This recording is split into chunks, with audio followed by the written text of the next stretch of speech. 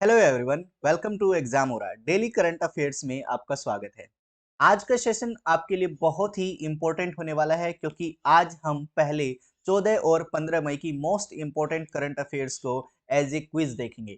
उसके बाद हम 16 मई की मोस्ट इंपॉर्टेंट करंट अफेयर्स को डिस्कस करेंगे। तो बढ़ते हैं अपने पहले क्वेश्चन की तरफ, देख लेते हैं क्या क्या इंपॉर्टेंट क्वेश्चन है। Which country has been elected as a new chair of association of Asian election authority, यानी एशियन इलेक्शन अथॉरिटी के नए चेयर के यानी नए अध्यक्ष के रूप में किसे चुना गया है। तो हमें वो देश बताना है, कंट्री बताना है। तो देखिए यहां पर जो करेक्ट आंसर रहेगा वो रहेगा इंडिया। इंडिया को as a new chairman elect किया गया है, किसका? Association of Asian election authority का। ठीक है, कौन से साल के लिए? ये 2022 से 2024 तक ऐसा चुना गया है। ठीक है, 2022 से 24 तक इंडिया को एज ए न्यू चेयरमैन चुना गया है। नेक्स्ट क्वेश्चन है, the world oldest chess grand master Yuri Averbakh passed away, यानी ये कौन से देश से बिलोंग करते हैं, ऐसा क्वेश्चन पूछा गया है। ठीक है, जो हमारे जो सबसे बूढ़े ग्रैंड मास्टर थे, चेस ग्रैंड मास्टर थे यूरी एवरबाख, ये इनका निधन हो गया है। ये कौन से देश से संबंध रखते थे, ऐसा हमें बताना है। तो हमारा जो राइट आंसर है वो है रशिया।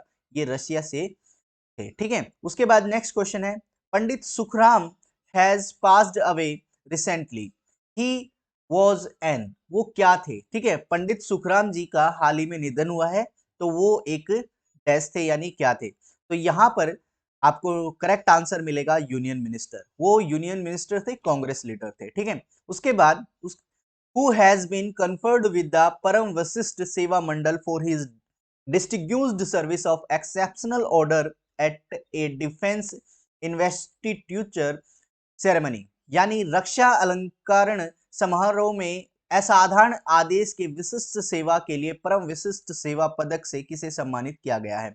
तो ये है अपने मनोज पांडे।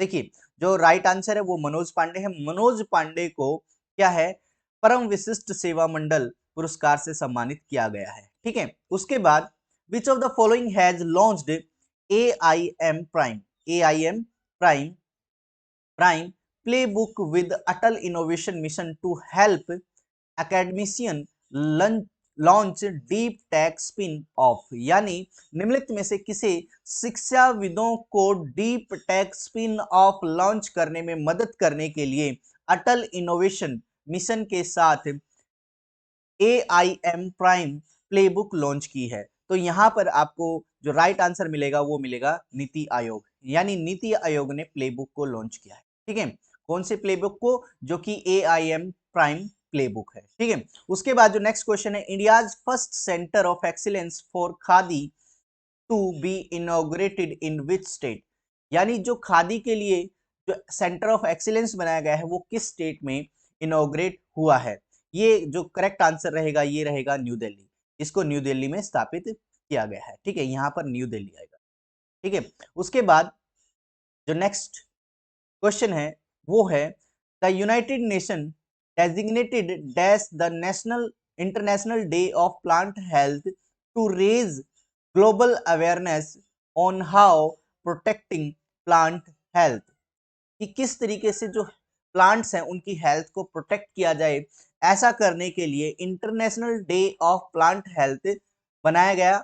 और वो कब बनाया गया, ऐसा पूछा गया है। ठीक है, तो जो राइट ऑप्शन है वो है अपना 12 मई। ऐसा 12 मई को मनाया गया है। ठीक है, तो राइट ऑप्शन है 12 मई। यूनाइटेड नेशन ने 12 मई को international day of plant health घोषित किया है, आपको ध्यान रखना है। उसके बाद है 12 मई is observed as international nurse day across the world to honor the service of nurses. It is the birth anniversary of dash, यानी जो 12 मई को इंटरनेशनल नर्स दिवस मनाया गया है वो किस की याद में मनाया गया है, किस की जन्म दिवस पर मनाया जाता है, ये आपसे पूछा गया है। तो राइट ऑप्शन यहाँ पर कौन सा रहेगा? फ्लोरेंस नाइटिंगेल रहेगा। तो लास्ट ऑप्शन यहाँ पर करेक्ट है, लास्ट ऑप्शन यहाँ पर करेक्ट है। ठीक है, उसके बाद जो नेक्स्ट क्वेश्चन है, what is the theme of international nurse day 2022, यानी 2022 की जो नर्स दिवस है उसकी थीम क्या थी? ये थीम थी पहले वाली। तो राइट ऑप्शन ये पहला है, क्या है कि nurse is a voice to lead, invest in nursing and respect rights to secure global health. ये अपनी 2022 के अंतरराष्ट्रीय नर्स दिवस की थीम थी। ये आपको ध्यान रखनी है, ये आपसे पूछी जा सकती है।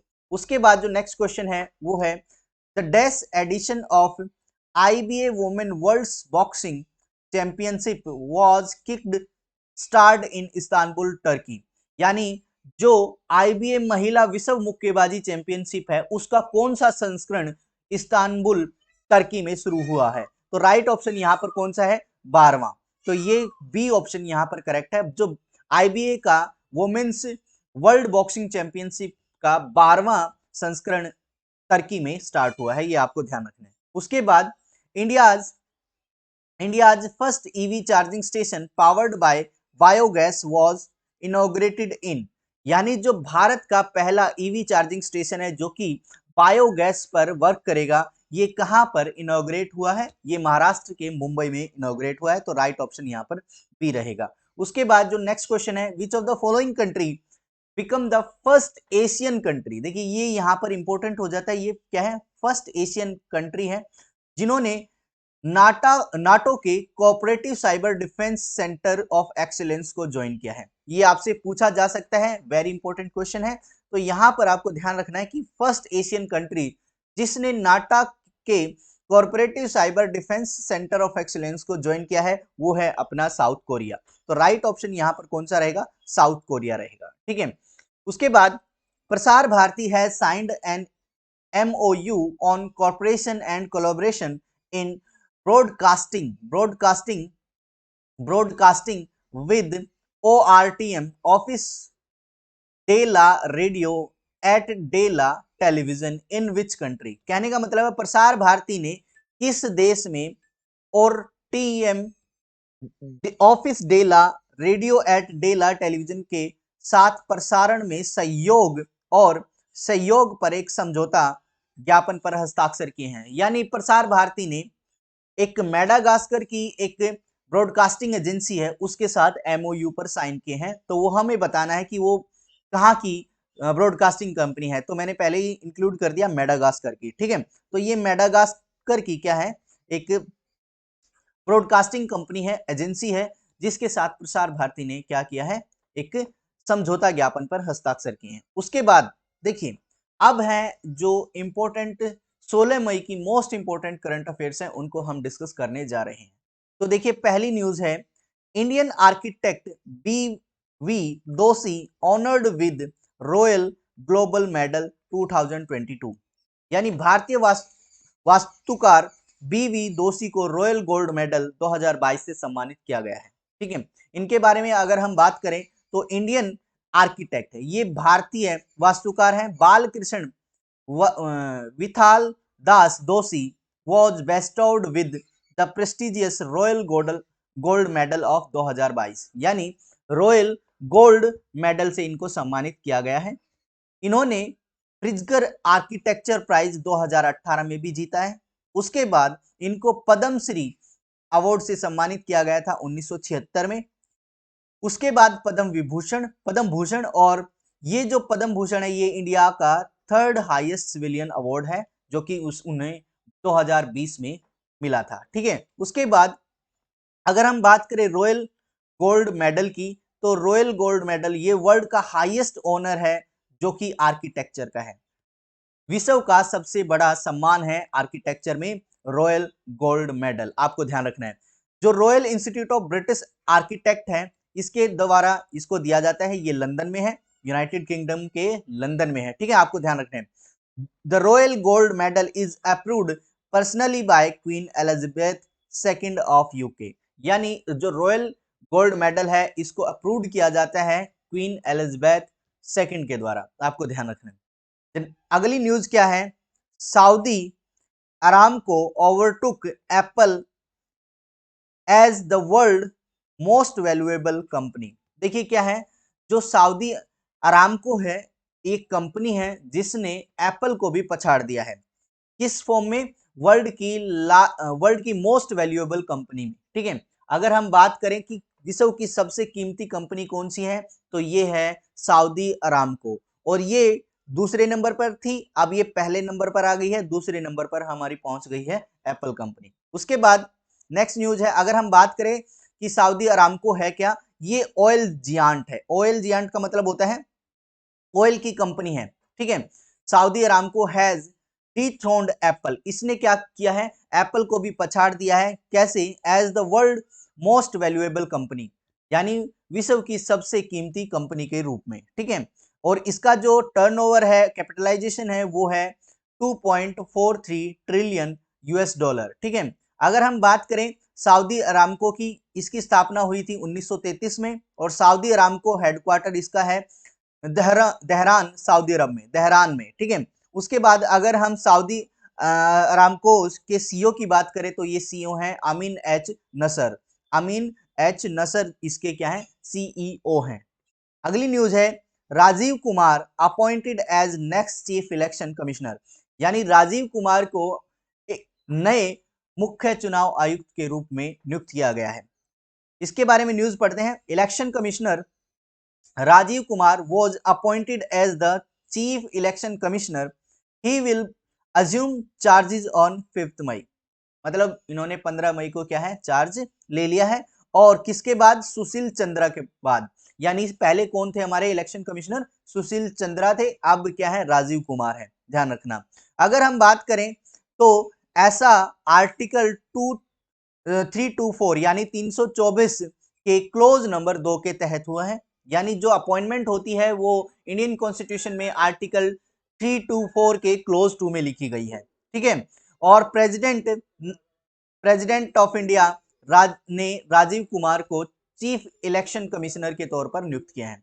अगर हम बात करें तो इलेक्शन कमीशन ऑफ इंडिया, इनकी स्थापना हुई थी 25 जनवरी 1950 को, और election commission of India headquarter है इसका न्यू दिल्ली में, इसका हेडक्वार्टर न्यू दिल्ली में है, आपको ध्यान रखना है। उसके बाद जो नेक्स्ट न्यूज है, Deepika Padukone named as first Indian brand ambassador of Louis Vuitton, यानी जो लुइस वुइटन नाम का ब्रांड है उसके पहले भारतीय ब्रांड एम्बेसडर के रूप में किसे चुना गया है, दीपिका पादुकोण को। यह आपको ध्यान रखना है, बहुत ही इंपॉर्टेंट न्यूज है, और आपसे एम्बेसडर पूछे जाते हैं जो फेमस कंपनीज हैं उनके, ठीक है। या हाल ही में जो अपॉइंट हुए हैं एज ए ब्रांड एम्बेसडर, वे आपसे पूछे जाते हैं, तो इनमें से एक है दीपिका पादुकोण, और दीपिका पादुकोण को लुइस वॉयटन ब्रांड के ब्रांड एम्बेसडर के रूप में चुना गया, भारतीय ब्रांड एम्बेसडर के रूप में चुना गया है, ठीक है। इसके बारे में और न्यूज क्या है, एक्ट्रेस दीपिका पादुकोण हैज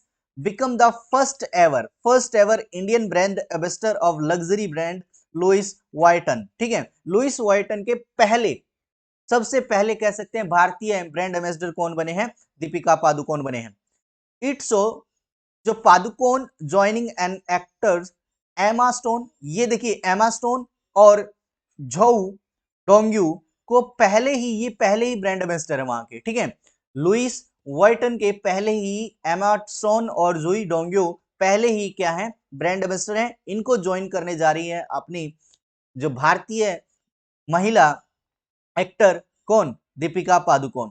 अगर हम बात करें तो जो दीपिका पादुकोण है उनको 75वें केन्स फिल्म फेस्टिवल में एज ए जरी के रूप में, यानी एक जज के रूप में इनको चुना गया था। यह आपको ध्यान रखना है कि अभी हाल ही में उनको 75वें केन्स फिल्म फेस्टिवल में एज ए जूरी नियुक्त किया गया था, आपको ध्यान रखना है। उसके बाद नेक्स्ट न्यूज है इंस्पीहर, देखिए इसको बोलेंगे इंस्पीहर, ठीक है।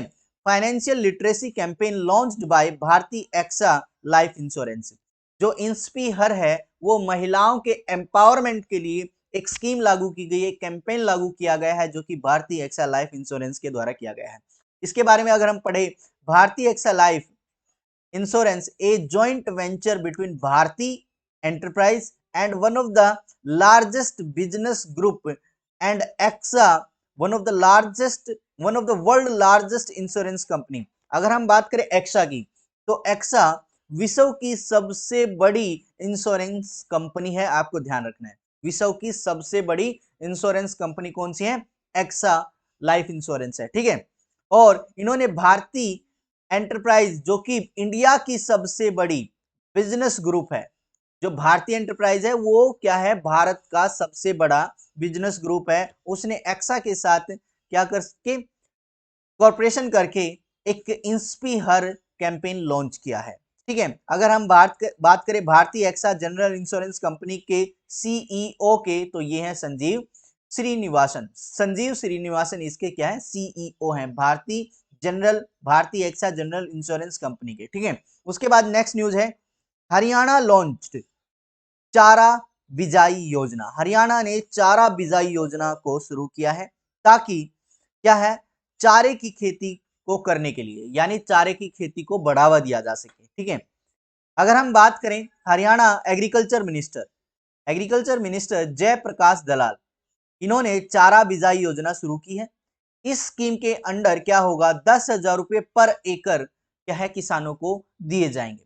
ठीक है, एज ए हेल्प क्या है, 10,000 पर एकड़ क्या है हर किसान को दिए जाएंगे ताकि चारा बिजाई की खेती की जा सके। ठीक है, ये किस लिए होता है, ताकि cultivating and supplying fodder to gaushala, यानी गौशाला में जो हमें चारा भेजना होता है, गौशाला के लिए चारा उगाने के लिए, गौशाला के लिए चारा उगाने के लिए किसानों को 10,000 रुपए प्रति एकड़ दिए जाएंगे। ये कौन कहता है, ये जयप्रकाश दलाल कहते हैं, हरियाणा के एग्रीकल्चर मिनिस्टर। ठीक है, और इन्होंने एक कैंपेन स्टार्ट किया है, लॉन्च किया है, जिसे चारा बिजाई योजना कहते हैं। ठीक है, उसके बाद अगर हम बात करें, जो सब्सिडी दी जाएगी 10,000 रुपए की, वो डायरेक्ट बेनिफिट ट्रांसफर के माध्यम से दी जाएगी, आपको ध्यान रखना है।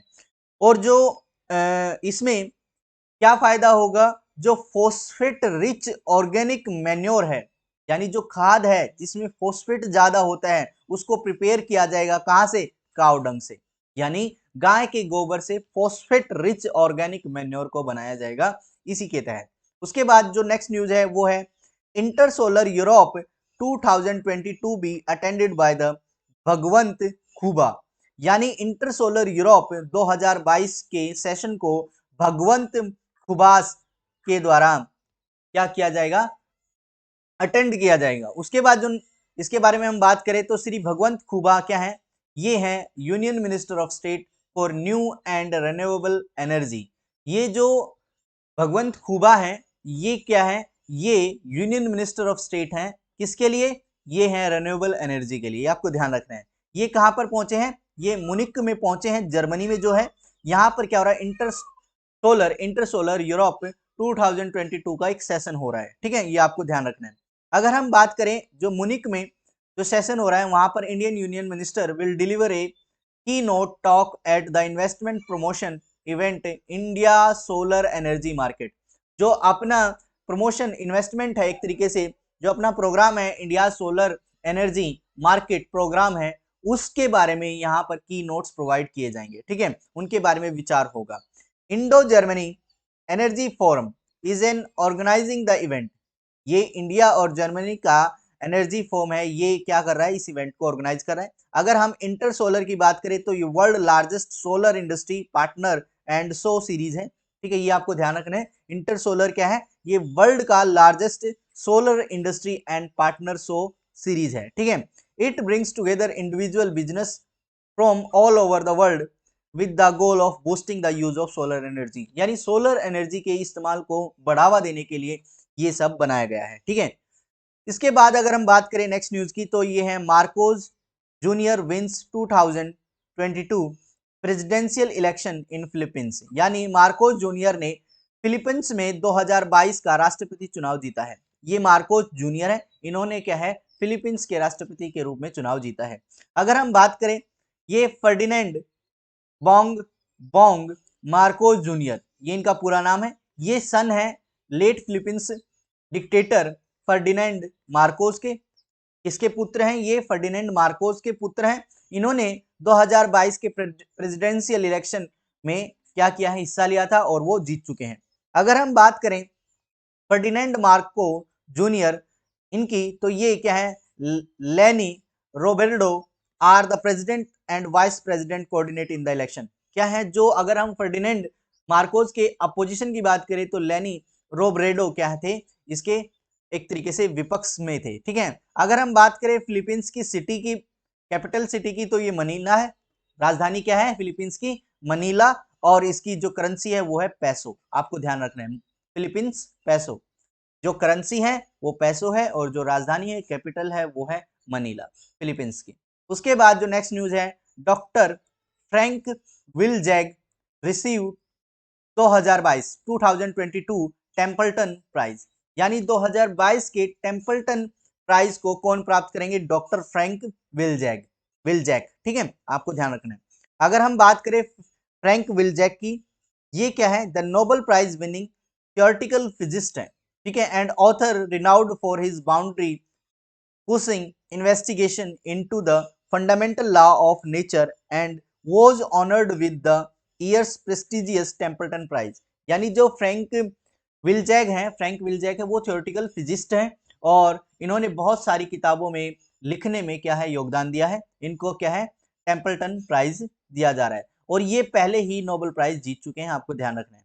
अगर हम बात करें डॉक्टर फ्रैंक विलजैग की, ये क्या है? एक प्रोफेसर है जो कि Arizona state university of department of physics में, यानी जो एरिजोना यूनिवर्सिटी के डिपार्टमेंट ऑफ फिजिक्स में जो प्रोफेसर हैं वो कौन है? डॉक्टर फ्रैंक विलजैक हैं, आपको ध्यान रखना है। जॉन टेम्पल्टन, अगर हम टेम्पल्टन प्राइज के बारे में बात करें तो John Templeton establish the Templeton prize for progress in religion, now known simply as the Templeton prize in 1972। अगर हम बात करें तो जॉन टेम्पल्टन ने टेम्पल्टन प्राइज को शुरू किया था, जो कि रिलीजन में एक बेहतरीन बढ़ोतरी के लिए दिया जाता है। अगर कोई रिलीजन से यानी धर्म से संबंधित कोई अच्छा काम करता है तो उसे प्राइज दिया जाता है। अगर हम बात करें इनॉग्रल टेम्पल्टन प्राइज, यानी पहला टेम्पल्टन जो प्राइज दिया गया था वो 1973 में मदर टेरेसा को दिया गया था। ये आपको ध्यान रखना है, पहला टेम्पल्टन प्राइज मदर टेरेसा को 1973 में दिया गया था।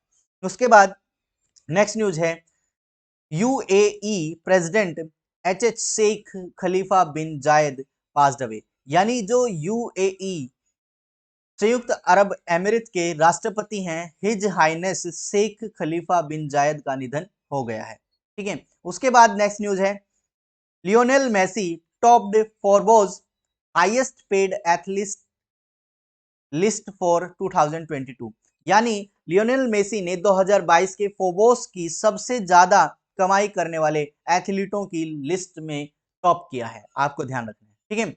अगर हम बात करें लियोनेल मेसी, इन्होंने टॉप किया है किसके साथ? अपनी इनकम के साथ, जो कि कितनी है? 130 मिलियन डॉलर है, 130 मिलियन डॉलर है, यूएस डॉलर है, ठीक है।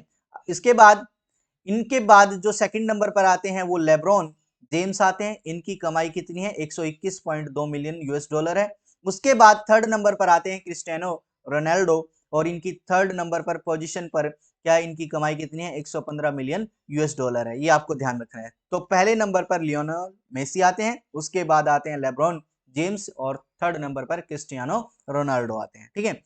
अगर हम बात करें नेक्स्ट न्यूज की तो आईएसएसएफ जूनियर वर्ल्ड कप ने, जो आईएसएसएफ का जो जूनियर वर्ल्ड कप है उसमें ईसा सिंह और सौरभ चौधरी ने गोल्ड मेडल जीता है।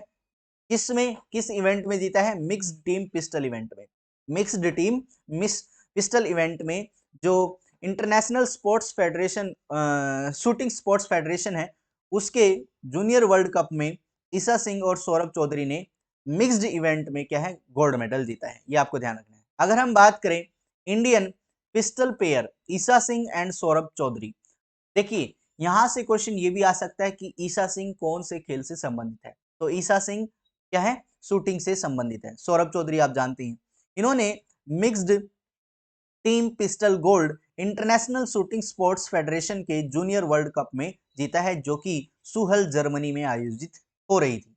सुहल जर्मनी में आयोजित जो भी चैंपियनशिप हो रही थी, जूनियर वर्ल्ड कप चैंपियनशिप हो रही थी, उसमें ईसा सिंह और सौरभ चौधरी ने क्या है गोल्ड मेडल जीता है। अगर हम आईएसएसएफ के बारे में बात करें तो इसकी स्थापना 1907 में हुई थी। इसका हेडक्वार्टर मुनिक जर्मनी में है और इसके प्रेसिडेंट क्या है? व्लादिमीर लिसिन है। व्लादिमीर लिसिन इसके क्या है? प्रेसिडेंट है, आपको ध्यान रखना है। उसके बाद जो नेक्स्ट न्यूज है वो है union bank of India launches online platform trade next. क्या है? यूनियन बैंक ऑफ इंडिया ने क्या है, ट्रेड नेक्स्ट नाम का एक प्लेटफॉर्म लॉन्च किया है। इसमें क्या क्या इंपॉर्टेंट न्यूज है देख लेते हैं। Union bank of India has launched an online platform trade next which enable corporate and MSME micro small medium enterprises to transact all across border। कहने का मतलब है इंटरनेशनल ट्रांजेक्शन को बढ़ावा देने के लिए, इंटरनेशनल ट्रांजेक्शन को बढ़ावा देने के लिए यूनियन बैंक ऑफ इंडिया ने ट्रेड नेक्स्ट नाम का एक प्लेटफॉर्म लॉन्च किया है। अगर हम बात करें यूनियन बैंक ऑफ इंडिया की तो इसके मैनेजिंग डायरेक्टर और सीईओ हैं राज किरण रॉय जी। राज किरण रॉय जी इसके क्या है, सीईओ और एमडी हैं। अगर हम यूनियन बैंक ऑफ इंडिया, ये मर्ज्ड बैंक है जो कि आंध्रा बैंक और कॉरपोरेशन बैंक का है, ठीक है, ये आपको ध्यान रखना है। और यूनियन बैंक ऑफ इंडिया का हेडक्वार्टर मुंबई महाराष्ट्र में, ठीक है, ज्यादातर बैंकों के हेडक्वार्टर मुंबई महाराष्ट्र में, आपको ध्यान रखना है। और यूनियन बैंक है वो एक इंडिया मर्ज्ड बैंक है। किस किस का मर्जर हुआ था?